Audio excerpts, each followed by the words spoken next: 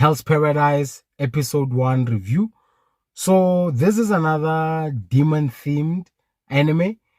Quite interesting. So for the first episode, we get an introduction to our main protagonist, Gibimaru. So I have no background when it comes to Hell's Paradise. I just saw the trailer and I thought that this is something I would actually like on reviewing. Let me jump into it, right? So Gibimaru seems to be one of those characters that are living with no hope. He actually reminded me of Thorfinn.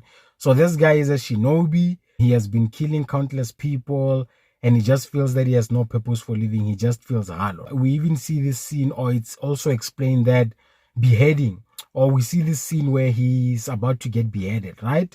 And it is explained to us that beheading is actually a difficult task because of the amount of muscles in one's neck. So they tried to chop off Gibimaru's head and they can't do it. And this dude, he even breaks his sword. And immediately after that happens, I'm like, this dude can't be human. Which then we find out later in the episode that he's actually a shinobi and they also have like supernatural powers. So after every failed attempt at executing Gibimaru, he engages with this lady, Yamada, right? Who's actually writing down a story only to find out that she's actually doing like a background check to find out why this dude actually wants to die. And then we find out that Gabamaru was actually a shinobi and he was trained as a child. And the amount of training or the intensity of the training is such that when you come out of there, you become superhuman, which made sense why he was able to, survive all of those execution attempts. And also that in this world, we've got ninjitsu, which made it so exciting for me. When it comes to these supernatural series, dude, I'm not gonna lie, they're all fire. So Gibimaru even says there's no way they can actually execute him, especially somebody who's not skilled with a sword, and even if they are not using ninjitsu. I mean, this dude, they tried to burn him. They tried to use 2 bulls to pull him apart. They even tried to boil him, and nothing seems to be working, right? And in his mind, he's not even trying to survive. But we actually find out that my boy is actually trying to survive. He's got a wife, and he tried to run away, and they captured him, right? He tried to run away because he felt that his life is boring. My boy, has a wife, a good wife, from the looks of it.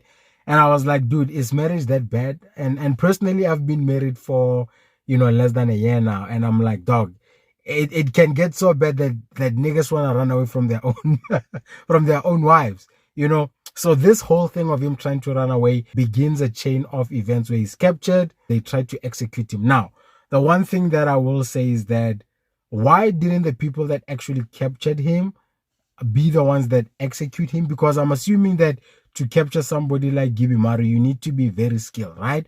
But it's also showing that he executes the people who actually caught him. After all of the failed attempts, right? Gibimaru is then taken to this cave, and looks like it's underground or in a mountain, whatever the case may be. And there, it's actually Yamada, right? And Yamada has actually been vetting this guy. Yamada comes from a long line of, sword testers, and, Ronin. And they are very good at utilizing swords and actually beheading people. And immediately, once Yamada dude touched her sword, my boy even had like a mini future side where he could actually see that this lady is the real deal and she'll actually kill me if I don't defend myself. Right? Then Yamada actually goes on the attack, and then for somebody that says they don't want to die, Gibimaru actually dodges and she manages to cut him a bit, right? And he could actually see that, yep, this lady is freaking strong and she's going to kill me. So they engage in a bit of a squabble, and Yamada actually reveals that people often say that they don't want to live, but when they see their reflection in the sword, or when they're truly faced with death, that's when you see that these guys actually want to live, which is quite true. And Yamada forces Gibimaru to look in the mirror and reflect that he actually loves his wife and that this dude actually wants to live, right?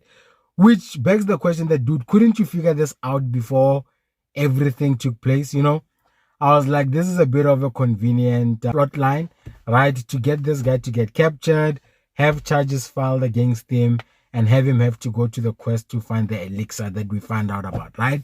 But yeah, I feel like they could have done that a bit better to get him to run away from the village. Maybe capture his wife and say that if he wants to, get her back, this is the only way to do it. Because And he does have like a sensible wife. That lady looks like she's got a good head on her shoulder, right?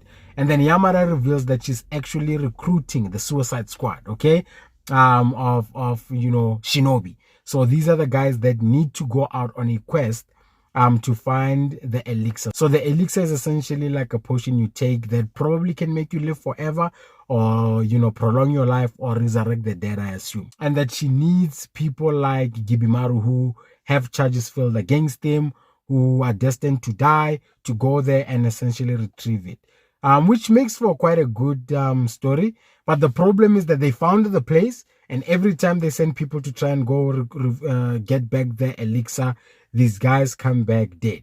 Like flowers grow on them and they come back in pieces, to show you that, in this Hell's Paradise, dude, it's different. There's creatures there, whatever the case may be, that need some special powers. You can't just send any Tom, Dick, and Harry like me or you to essentially retrieve the elixir. So yeah, he's given a deal, my boy Gibimaru, to say that here's a deal. You come with Yamada, we get the elixir back, and then you are pardoned of all of your charges. The interesting thing, while Yamada was still, training or vetting Gibimaru, he asked him to use his ninjitsu, but my boy refused.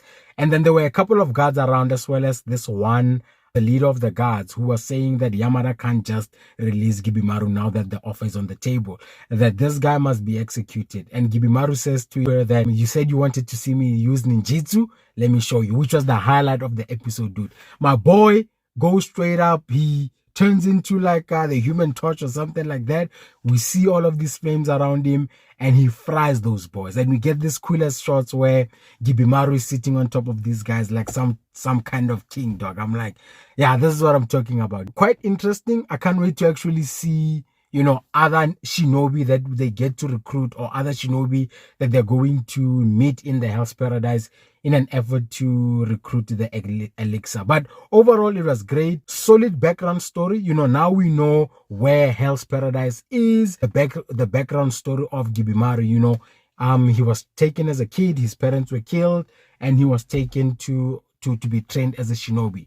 We know his motivations, we know what he wants, which is to simply, stop all of this killing and go back home and spend quality time with his wife. Overall, solid episode. I can't wait to see or review the next episode. Let me know what you liked most about episode number 1. What did I miss? Leave a comment in the comment section. Leave a like and definitely subscribe to the channel. I'll check you guys next time.